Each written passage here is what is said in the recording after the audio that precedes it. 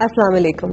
Programme brass tax کے ساتھ آپ کی ہوسٹ ہنا معراج اور ہمارے ڈیفنس اسٹریٹجک ایکسپرٹ جناب زید حامد صاحب ایک بار پھر حاضر خدمت ہیں. پروگرام کا ٹاپک وہی ہے جو پچھلے 4 ہفتوں سے ہم آپ کے سامنے پیش کر رہے ہیں، یعنی کہ rise of Hindu Zionist and its threats to Pakistan. آج اسی کا 5واں حصہ پیش کرنے جا رہے ہیں. پچھلی بار ہم نے اپنے پروگرام کا اختتام کیا تھا 1979 پہ. اس سے پہلے ہم نے پیش کیا تھا پوسٹ 1971 کرائسس انالیسس. آج بات کریں گے اس سے آگے کی پاکستان کی یو ایس اور ڈیفنس پالیسی کو ہم ڈسکس کریں گے. جناب زید صاحب سے میں گزارش کروں گی کہ let's start the program formally. جی زید صاحب. دیکھیے نا، ہم نے پچھلے پروگرام میں 1971 سے لے کر 1979 کے درمیان کا پیریڈ ڈسکس کیا تھا. اس سے پہلے ہم 1965 اور 1970 کے درمیان کا پیریڈ ہم نے لیا. یہ ہماری تاریخ کے مختلف سٹیجز ہیں. 65 کی وار سے 71 تک ہم زوال پذیر ہوتے رہے ہر لحاظ سے. نتیجہ یہ ہوا کہ 71 میں ہمیں نقصان اٹھانا پڑا. 71 کے بعد سے لے کر 79 تک پاکستان کا اسٹرگل فیز تھا. یعنی یہ وہ فیز تھا کہ جس میں ہم اپنے دفاع کے لیے، ہم اپنی قوم کو دوبارہ سے متحد اور یکجا کرنے کے لیے، اپنی نیشن سٹیٹ کو دوبارہ ری بلڈ کرنے کے لیے، کہ وہ جو 1971 میں ہمیں چوٹ لگی تھی، اس کے بعد جو ہمارا دفاع کمزور ہو گیا تھا، جو ہماری قوم ڈی مورلائز ہو گئی تھی، جو ہم کو تکلیفیں ہوئی تھی. تو جیسے ہم نے عرض کیا کہ ہمارا نیوکلیئر اور میسائل پروگرام، اس نیوکلیئر پروگرام، میسائل پروگرام ہمارے پاس وقت نہیں تھا، اس فورنی 71 کے بعد شروع ہو گیا تھا. مگر انڈینز نے بھی اپنی وہی اگریسو اسٹریٹجی ہمارے خلاف ڈپلوائے رکھی کہ جو انہوں نے 1971 میں رکھی تھی، یعنی انسرجنسیز کو، بغاوتوں کو، سب نیشنلسٹ موومنٹس کو پاکستان میں سپورٹ کرنا شروع کیا. اور سب سے پہلے ہمیں بلوچستان میں بغاوت برپا کرنی پڑی. اس پر ہم تھوڑی سی بات کرنا چاہیں گے کہ یہ پروپیگنڈا آج بھی کیا جاتا ہے کہ صاحب پاکستان کی حکومت نے بلوچوں کے خلاف اعلان جنگ کیا.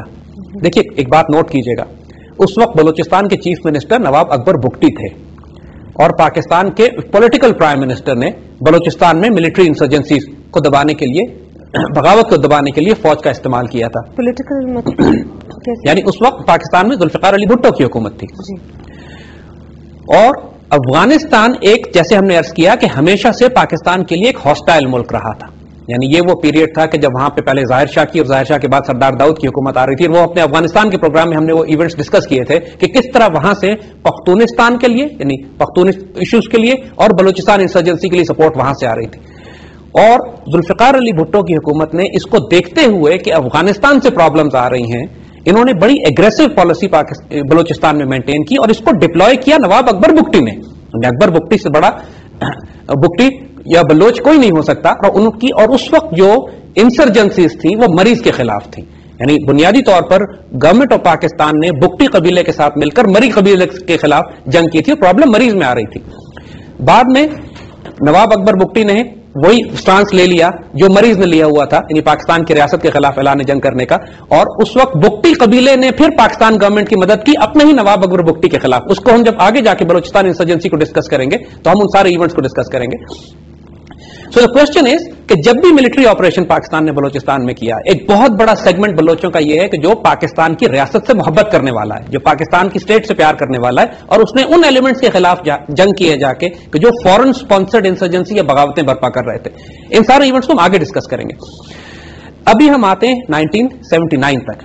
دیکھیں 1977 میں پاکستان میں حکومت تبدیل ہوتی ہے، یعنی بھٹو کی حکومت ختم ہوتی ہے، جنرل ضیاء کا مارشل لاء لگتا ہے. اور اس کی وجہ سے ایک دفعہ پھر پاکستان پر سینکشنز لگا دی جاتی ہیں دنیا کی طرف سے. وہ جو پاکستان اپنے دفاع کی، اپنے ڈیفنس اور اپنی حفاظت کے لیے جو ملٹری ہارڈ ویئر مغرب سے لینے کی کوشش کر رہا تھا، امریکہ سے لینے کی کوشش کر رہا تھا، ان تمام معاملات پر پابندی لگا دی جاتی. اور ہمارے لیے وہ اگین ایک ڈیفیکلٹ پیریڈ شروع ہوتا ہے.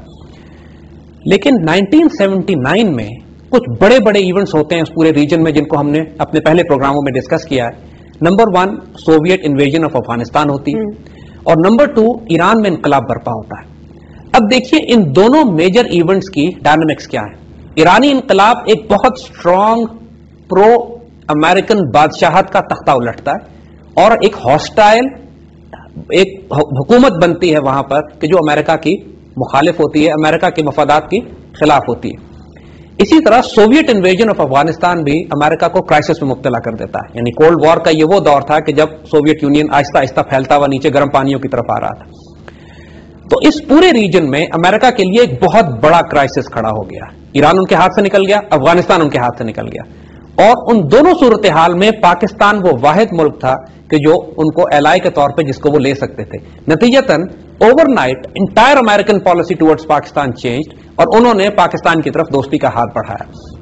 یعنی دوسرے لفظوں میں سمپلی اگر ہم کہیں تو پاکستان کی لاٹری نکل آئی. یعنی وہ ہم اس لیے کہہ رہے ہیں کہ یہ پیریڈ جو 1980 سے 1988 تک کا ہمارا پیریڈ ہے, this is perhaps the most brilliant, fascinating period as far as Pakistan's foreign policy and defense is concerned.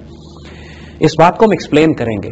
یعنی پاکستان نے اپنے قیام سے لے کر اس پیریڈ تک کبھی بھی اتنی اگریسو فورن پالیسی نہیں ڈپلوائے کی جتنی ہم نے 1980 سے 1988 کے درمیان ڈیورنگ مارشل لاء. یعنی اس سے زیادہ مضبوط ڈیفنس پاکستان کا اس سے پہلے کبھی نہیں ہوا, اس سے زیادہ اگریسو فورن پالیسی ہماری کبھی نہیں ہوئی. اس کو ہم ایکسپلین کرتے ہیں آپ کو. دیکھیے, جب سوویت انویژن ہوتی ہے افغانستان میں اور امریکنز وانٹیڈ پاکستان کہ آپ ہمارا ساتھ دیں, جیسے ہم نے بات آپ سے عرض کی کہ یہ پاکستان کے اپنے دفاع میں یہ بات تھی کہ ہم سوویت یونین کو اپنی سرحدوں پہ نہ آنے دیں. افغانستان پہلے ہی ہاسٹائل ملک تھا ہمارے ساتھ. 1948 میں اس نے ووٹ دیا تھا ہمارے خلاف. اس وقت سے جو پرابلم کھڑی کرتے چلے آ رہے تھے یہ پشتون سب نیشنلزم کی. سو اٹ آل کلمنیٹڈ ان 1979 جب سوویت انویژن ہوتی ہے.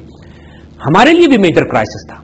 لیکن کمال کی بات یہاں پہ یہ ہے کہ پاکستان نے امریکنز کے ساتھ جو شرائط طے کی ہیں, امریکنز جو امداد ہم کو شروع میں دی اس وقت, تو اس وقت کے پاکستانی پریزیڈنٹ نے اس کو پینٹس کہہ کے جھڑک دیا تھا. بالکل ہم اس کو قبول ہی نہیں کریں گے. امریکن یہ سمجھ رہے تھے کہ تھوڑے سے پیسوں پہ وہ پاکستان سے کہیں گے کہ اس جنگ کو لڑو. ہم نے بڑی اگریسو شرائط طے کی ان کے ساتھ. پاکستان نے ان سے شرائط کیا طے کی, یہ دیکھیے. پہلی شرط یہ تھی کہ دی انٹائر افغانستان آپریشنز جو سوویت یونین کے خلاف لانچ کیا جائے گا وہ پاکستان کنڈکٹ کرے گا, امریکنز کنڈکٹ نہیں کریں گے. Number two the entire resources, funds, assets, training, equipment, جو بھی تمام ہماری ریکوائرمنٹس ہیں وہ ہم ڈیسائیڈ کریں گے, ہم امریکنز کو دیں گے, اور Americans will be bound to fulfil those. American شرائط پہ آئیں گے, Americans accepted those conditions also. Number 3 conditions کہ ہم چونکہ سوویت یونین کے خلاف اب اس پوری جنگ کو لڑیں گے, لہذا پاکستان کا کوئی دفاع نہیں ہے, لہذا ہم کو state of the art latest American fighter planes, equipment, F-16 اور سپلائی سامان چاہیے کہ جو ہم روسیوں کے خلاف پاکستان کا دفاع کرنے کے لیے ہم استعمال کریں گے. امریکنز ایکسپٹڈ, ہم کو F-16 ملنا شروع ہو گئے. چوتھی کنڈیشن کہ Americans will not put any restrictions on Pakistan, ہم پر کوئی پابندی اس کے بعد نہیں لگائیں گے چاہے ہم نیوکلیئر پروگرام پہ کام کریں یا نہ کریں. نو سینکشنز. یعنی کیفیت یہ بن گئی کہ پاکستان امریکنز کے جانتے بوجھتے ان کی ناک کے نیچے ہم اپنا نیوکلیئر پروگرام ڈیولپ کرنے لگے, اور امریکنز مجبور تھے کہ ہر سال سرٹیفکیٹ دیں ہمیں کہ ہم نیوکلیئر پروگرام پہ کام نہیں کر رہے ہیں. حالانکہ اسرائیلی لابی کو آگ لگی ہوئی تھی, زائنسٹ کو آگ لگی ہوئی, انڈینز کو آگ لگی ہوئی تھی اس کے اوپر, اور اس وقت امریکنز اتنی بری طرح ہمارے قابو میں تھے. میں یہ بات پھر دوہرا رہا ہوں, امریکنز ہمارے قابو میں تھے, ہم امریکنز کے قابو میں نہیں تھے اس وقت. اور ہم نے اب کیفیت دیکھیے کیا ہے. ایک طرف ہم نے سوویت یونین سے ٹکر لے لی, یعنی افغانستان میں we actually took them head on. Entire US Soviet Union foreign policy, their military might, their diplomatic strength in the world, their economic sanctions, جو کیپیسٹی سوویت یونین کی تھی, پاکستان براہ راست اس سے ٹکرایا جا کے, یوزنگ افغانستان کے مجاہدین کو تیار کر کے Afghanistan as a battle ground. Americans کے ساتھ ہم نے پیرٹی کے بنیاد پر. Are soldiers involved? Our soldiers were not involved directly inside Afghanistan, but we were training them. کیونکہ ہم نے کہا نا کہ شرط ہماری یہ تھی کہ امریکنز انوالو نہیں ہوں گے اس کے اندر.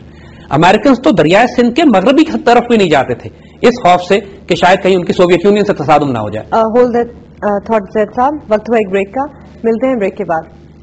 Welcome back to Brass Tacks. جی زید صاحب, بات ہو رہی تھی پاکستان اگریسو فورن پالیسی کی. جی دیکھیے, یہ بات بڑی حوصلے کی ہے پاکستانیوں کے لیے. ہم یہ بات بتانا چاہتے ہیں کہ وہ پاکستان